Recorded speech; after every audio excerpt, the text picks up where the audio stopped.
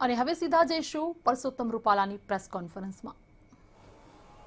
થોડીક 2 મિનિટની એક પૂર્વ ભૂમિકા મને લાગે છે કે મારે આપ સૌની સાથે શેર કરવી જોઈએ. નરેન્દ્રભાઈ વડાપ્રધાન બન્યા 2014માં, ત્યારે પહેલી વખત ખેડૂતોની આવક એ શબ્દનો પ્રયોગ થયો ભારતની કૃષિ નીતિમાં. ત્યાં સુધી ભારતની કૃષિ નીતિ ઉત્પાદન આધારિત હતી. આપણા દેશનું કૃષિનું તમામ કામકાજ ખેત પેદાશની અંદર ઉત્પાદનમાં વૃદ્ધિ કેવી રીતે થાય, નવી ટેકનોલોજીના ઉપયોગ કેવી રીતે થાય, નવા બિયારણો કેવી રીતે આવે, આ બધી ઘટનાઓ અને બધી વિગતો બધી સરકારોમાં ચાલતી હતી. એને આગળ વધારીને નરેન્દ્રભાઈએ કૃષિ નીતિમાં મૂળભૂત જે ફેરફાર કર્યો છે એ આપ સૌના માધ્યમથી હું દેશના ખેડૂતો સમક્ષ કહેવા માટેનો મારો નમ્ર પ્રયાસ છે કે ઉત્પાદકતાની સાથે આવકને જોડવા માટેનો પ્રયાસ પહેલી વખત આપણા આદરણીય વડાપ્રધાન શ્રી નરેન્દ્રભાઈ મોદીએ કર્યો. અને પોતાની સરકાર સામે 2022 સુધીમાં ખેડૂતોની આવકને બમણી કરવા માટેનું લક્ષ્ય રાખ્યું. પછીની જે બાબતો છે એનું વિસ્તારથી મારે આપની સામે આજના આ પ્રેસ કોન્ફરન્સના માધ્યમથી સમય લઈને એમાં નથી જવું, પણ એના મુખ્ય બિંદુઓ તમારા ધ્યાન ઉપર મૂકી દઉં. ઉત્પાદકતાની સાથે આવકને જોડ્યા પછી કૃષિની ખેડૂતોની આવકને બમણી કરવાનું લક્ષ્ય રાખ્યા પછી એ લક્ષ્યને પહોંચી વળવા માટે નીતિ નિર્ધારણ કરવાનું શરૂ થયું, યોજનાઓ બનાવવાનું શરૂ થયું, એની લાગત ઓછી થાય એને માટેના પ્રયાસો કરવાનું શરૂ થયું, એને ઉત્પાદન થયેલા માલનું યોગ્ય વળતર મળે એના માટેનું આયોજન થયું, અને ખેતીની અંદર રહેલા જોખમોને મિનિમમ કરવા માટેના પ્રયાસો શરૂ થયા. આ ચારેય દિશાના કાર્યક્રમો એક સાથે ભારત સરકારે શરૂ કર્યા અને એના પરિણામો આપણી સામે આવવાનું પણ શરૂ થયું. આપણા મુખ્યમંત્રી હતા નરેન્દ્રભાઈ મોદી, ત્યારે એમણે સોઇલ હેલ્થ કાર્ડનો કોન્સેપ્ટ અહીંયા દાખલ કરેલો. જે વડાપ્રધાન બન્યા પછી એમણે ભારત લેવલે એ પ્રયાસને શરૂ કરી અને દેશના 11 કરોડ ખેડૂતોને સોઇલ હેલ્થ કાર્ડ આપવા માટેનો પ્રયાસ થયો. આનો અર્થ એ થયો કે દેશના ખેડૂતોને એ માહિતી સાથે લેન્સ કર્યા ટેકનોલોજીના માધ્યમથી કે તમારા ખેતરની અંદર શું ઘટે છે અને તમારું ખેતર છે એ કયા પાક માટે વધારે અનુકૂળ છે, આનું જ્ઞાન ખેડૂતો સુધી પહોંચાડ્યું. એટલે એ પોતાના પાકની સિલેક્શનમાં અને એની અંદર વપરાતા ખાતર, દવા વગેરે ઇનપુટ્સની અંદર આ માહિતીને કારણે ખૂબ મોટો ફેરફાર ખેતીની પ્રક્રિયાની અંદર લાવવા માટે આપણે સફળ થયા. પછીનો બીજો પ્રશ્ન હતો કે ઉત્પાદન થયેલા માલનું યોગ્ય વળતર મળે. મારે આપ સૌના માધ્યમથી ખેડૂતોને ખાલી સ્મરણ કરાવવું છે કે પોતાની જણસનો યોગ્ય વળતર મળે એ ખેડૂતોની મુખ્ય માંગ હતી અને છે. ફેરફાર કેટલો થયો કે એ વખતે ડોક્ટર સ્વામિનાથન સાહેબના કમિશનની નિમણૂક થઈ અને એ સ્વામિનાથન સાહેબે એનો અભિપ્રાય આપ્યો કે ખેડૂતોના માલના ભાવ જે એમએસપી નક્કી થાય છે એ એમએસપીમાં નીતિગત રીતે એવું ભારત સરકારે કરવું જોઈએ કે ખેડૂતોને જે લાગત લાગે છે એ લાગતની ઉપર 50%નો નફો ચડાવી અને એમએસપી નક્કી કરવા. આવી ભલામણ ડોક્ટર સ્વામિનાથને ભારત સરકારને કરી. અહીંયાથી મુખ્ય આપણી વિવાદના મુદ્દાઓ શરૂ થયા. ડોક્ટર સ્વામિનાથને ભલામણ કરી ભારત સરકારને. અત્યારે અમારા કોંગ્રેસના મિત્રો અમારી સામે આંદોલન કરીને, દબાણ કરીને, એવો પ્રયાસ કરીને એવી માગણી કરી રહ્યા છે કે તમે આ એમએસપી ને કાયદાનું સ્વરૂપ કેમ નથી આપતા, આ બિલમાં તમે એમએસપી ને કેમ એનો ઉલ્લેખ નથી કર્યો.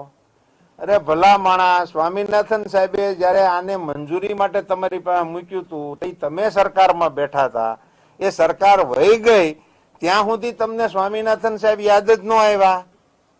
તમને આ એમએસપી શું કહેવાય, સ્વામિનાથન સાહેબની શું ભલામણ છે એનો ખબર જ નહોતી.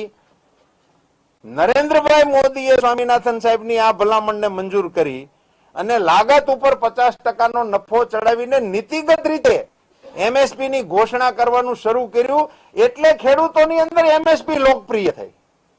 નહીતર એમએસપી ની માંગણી અગાઉ કોઈ કરતું નહોતું, કારણ કે એમએસપી કેવી રીતે આવતું હતું એ આપણે બધા જાણીએ છીએ. પણ જ્યારથી સ્વામિનાથન સાહેબની ભલામણ વાળી એમએસપી નરેન્દ્રભાઈ મોદીએ નીતિગત નિર્ણય લઈ અને મંજૂર કરી, એને કારણે આજે એમએસપી ખેડૂતોની માંગનો પણ વિષય બન્યો અને ખેડૂતોના લાભનો વિષય પણ બન્યો. આવડો મોટો ઐતિહાસિક નિર્ણય લીધા પછી એ એમએસપી ના આધાર ઉપર ખરીદી થાય એને માટે રાજ્ય સરકારોની સાથે મળી અને ભારત સરકારે ખૂબ પ્રયાસો શરૂ કર્યા. એના આંકડાઓ છે, હું આમાં તમને આપ્યા છે, એ ડિટેલમાં તમને મળી પણ જશે. પણ કેવડો ફેરફાર યુપીએ 2 ની અંદર જે ખરીદી થઈ હતી 5 વર્ષની અંદર, અને એ ખરીદીની અંદર પછી 14 થી 19 વચ્ચેના આંકડા તમે જોશો તો 75 ગણાની વૃદ્ધિ છે. ટકાવારીમાં તો કેવું અઘરું છે. 75 ગણી વૃદ્ધિ એમએસપી ની અંદર, ખરીદીની અંદર, આ સેક્ટરની અંદર આપણને કરવામાં આવ્યું છે. આ એમએસપી નક્કી થયું એટલે ઉત્પાદનના ભાવ વાળું નક્કી થઈ ગયું. પછીનો એક મુદ્દો પણ મારે તમારા ધ્યાન ઉપર અગત્યનો મૂકવો છે કે ખેડૂત ખેતીની સામેના જોખમોને ઘટાડવા માટે પ્રધાનમંત્રી ફસલ વીમા યોજનાનું એક નવું મોડેલ નરેન્દ્રભાઈ દેશના ખેડૂતો માટે આપ્યું. આ એમએસપી ની મૂળભૂત બાબતો જેમ મેં તમને સમજાવી એમાં પ્રધાનમંત્રી ફસલ વીમાની પણ કેટલીક ખૂબીઓ સમજી લેવાની આપના માધ્યમથી હું ખેડૂતોના ધ્યાન ઉપર મૂકવા માંગુ છું. આ પ્રધાનમંત્રી ફસલ વીમા યોજના આવી એની પહેલા આખા દેશમાં પ્રીમિયમ જુદા જુદા હતા. તમામ પાકના પ્રીમિયમ જુદા જુદા હતા. અને આપણા ગુજરાતમાં એવું થતું હતું, એનો જેનો મારો અનુભવ છે એ બી શેર કરું તો કપાસના પ્રીમિયમ અને મગફળીના પ્રીમિયમની અંદર મોટો અંતર હોવાને કારણે ખેડૂતો વાવે કપાસ અને પ્રીમિયમ ભરે લખાવે મગફળીનું. આવું થતું હતું. પરિણામ શું થતું હતું? ચેકિંગ જ્યારે થાય ત્યારે વાવેતર જુદા પ્રકારનું નીકળવાને કારણે એને પાક વીમાથી વંચિત રહેવું પડતું હતું. એનો ડિફરન્સ કેને માટે થતો હતો? પેલા પ્રીમિયમના તફાવતને કારણે. મારે ગુજરાત સરકારને ધન્યવાદ આપવા જોઈએ કે ગુજરાત સરકારે આ વાત એના ધ્યાન ઉપર આવી એટલે કપાસનું વધારાનું પ્રીમિયમ રાજ્ય સરકારે ભરવા માટેનો આપણા ગુજરાતમાં નિર્ણય કરેલો અને પછી એ રીતે નિર્ણય ચાલતો હતો. પણ પ્રધાનમંત્રી ફસલ વીમા યોજના આવી ત્યારે એમણે આખા દેશના ખેડૂતો માટે એક પ્રીમિયમ નક્કી કરી નાખ્યું. ખરીફમાં 1.5% અને રવિમાં 2%. બધાના પ્રીમિયમ એક સરખા થઈ ગયા અને બહુ મિનિમમ થઈ ગયું 1.5% ને 2%. એને કારણે આ વિસંગતતાઓ દૂર થઈ ગઈ. પણ એમાં એક નિર્ણય ભારત સરકારે કર્યો હતો કે ધિરાણ લેનારા ખેડૂતોને ફરજિયાત વીમા પોલિસીનું પ્રીમિયમ ભરવું પડશે. આ એક નિર્ણય હતો જેને કારણે વ્યાપક પ્રમાણની અંદર પોલિસીઓ મળતી હતી, વ્યાપક પ્રમાણમાં ખેડૂતોનું કવરેજ વધ્યું હતું, ખેડૂતોને એના બેનિફિટ પણ મળતા હતા. પણ ખેડૂત સંગઠનો દ્વારા, ગ્રામ્ય સ્તરના અમારા આગેવાનો દ્વારા, સહકારી આગેવાનો દ્વારા, કિસાન સંઘ દ્વારા, કિસાન મોરચા દ્વારા અમારી પાસે એવી રજૂઆતો આવી કે આ ફરજિયાત પ્રીમિયમ વાળું છે એ ખેડૂતોને નથી ફાવતું.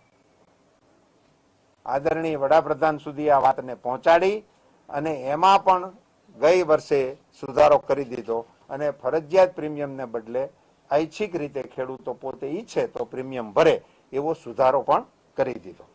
આ ભૂમિકા મારે એટલા માટે બાંધવી પડી કે અત્યારે આ કૃષિ બિલોને લઈને જે પ્રકારના ગતિરોધના કાર્યક્રમો ચાલી રહ્યા છે એનો પ્રાઇમરી જવાબ જ મારો તો આ હતો કે તમે આ બિલોને ધરતી ઉપર ઉતરવા દો, એનો એકચ્યુઅલ ધરતી ઉપર અમલ થવા દો અને અમલને અંતે ખેડૂતોને કઈ હાડમારી પડે છે એવું જાણમાં આવે ને ખેડૂતોના અનુભવમાં આવે તો જરૂર એની અંગે સરકાર વિચારણા પણ કરી શકે.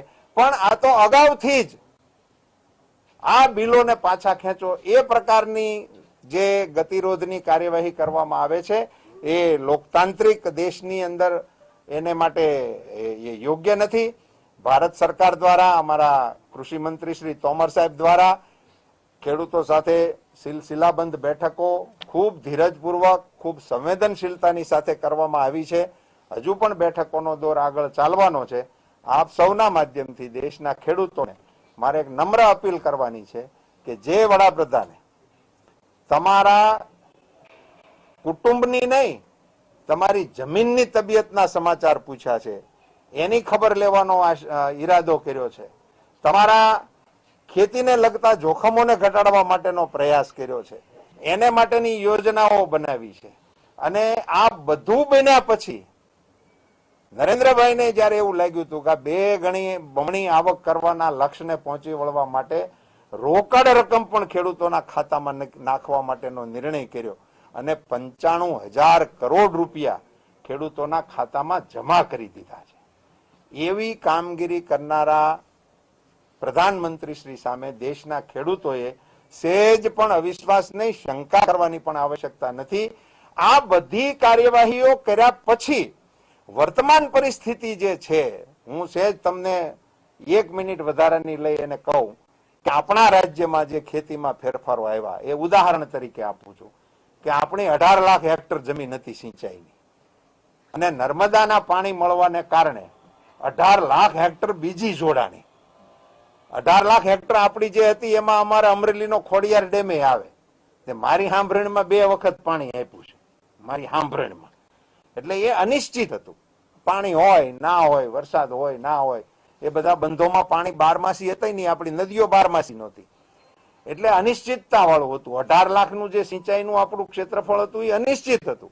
એમાં નર્મદાનું નિશ્ચિત 18 લાખનું ભળ્યું. એટલે આપણી કૃષિ ઉત્પાદન ક્ષમતા 4 ગણી વધી ગઈ. અમે ખેડૂત તરીકે અમને ખ્યાલ છે કે અમારે જયારે સારા ઉતારા આવ્યા હોય તો અઠવાડિયું માર્કેટિંગ યાર્ડની અંદર લાઈનમાં ઊભું રહેવું પડે. એ આ અત્યારના પ્રોડક્શનના આધાર ઉપરનું આપણું ઇન્ફ્રાસ્ટ્રક્ચર હતું.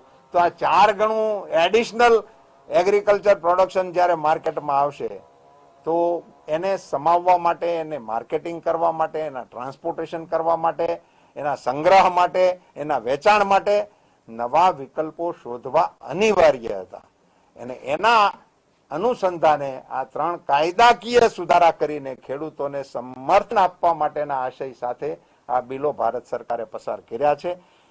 ટૂંકમાં આ બિલો અંગે આપના ધ્યાન ઉપર મારે એટલું મૂકવું છે કે કોમોડિટી એક્સચેન્જ, કોમોડિટીનો જે આપણો કાયદો હતો એને નિયંત્રણો એના હટાવી લેવા માટેનો આશય એટલા પૂરતો જ હતો કે પ્રાઇવેટ ઇન્ફ્રાસ્ટ્રક્ચર, પ્રાઇવેટ ઇન્વેસ્ટમેન્ટ, જે ખાનગી મૂડી રોકાણો હતા એ એગ્રીકલ્ચર સેક્ટરમાં સૌથી ઓછા છે આપણા દેશની અંદર. આજે પણ હજી નહીવત છે.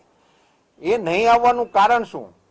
તમારી પાસે 1,000 ટન માલ લેવાની ક્ષમતા છે, તમે 1 લાખ ટન પણ લઈ શકો એવી ક્ષમતા છે, પણ પછી તમારી ઉપર નિયંત્રણ આવી જાય. તમે વધારે સ્ટોક કરશો તો તમે તે ઇન્સ્પેક્ટર આવશે. એટલે શક્યતા હોવા છતાં અને ક્ષમતા હોવા છતાં એનો લાભ ખેડૂતોને આપણે અપાવી શકતા નહોતા.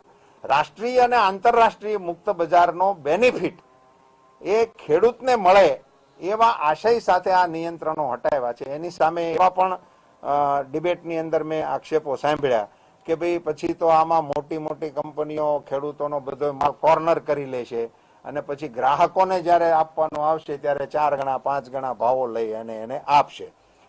આ બધી બાબતો ભારત સરકારના સંજ્ઞાનમાં છે જ અને હોય જ. કોઈ પણ કટોકટીનો સમય આવે કે કોઈ પણ વખતે આ પ્રકારના ભાવની અંદર ઉછાળાઓ લાવે ત્યારે એની સામે પગલાં લેવા માટેની જોગવાઈ આ સુધારાની અંદર સાથે જ અંદર ઇનબિલ્ટ કરેલી છે. એટલે એની સામે કઈ ન કરી શકાય અને સરકારો ન કરી શકે તો કોણ કરી શકે? એટલે એવી શંકા રાખવાની કોઈ આવશ્યકતા નથી. પણ અત્યાર સુધી આપણા એગ્રીકલ્ચર પ્રોડક્ટને મુક્ત બજારની હવા લાગી નથી. એ લાગવા તો દો. આમાં આશય માત્ર ભારત સરકારનો એવો છે કે તમારી આ જૂની વ્યવસ્થાઓ છે, દાખલા તરીકે એપીએમસી એક્ટ, કુલ 3 એક્ટ છે, એમાંનો એક કોમોડિટી વાળો, પછી બીજો એપીએમસી એક્ટ તરીકે તમે એને ઓળખો. તો એપીએમસી એક્ટમાં અમે એટલો સુધારો કર્યો છે કે એપીએમસી છે જેમ છે તેમ તો ચાલશે જ, પણ એપીએમસી ના પોતાના એરિયાની બહાર પણ ખેડૂતને કોઈ યોગ્ય ગ્રાહક મળે તો એ પોતાનો માલ વેચી શકશે.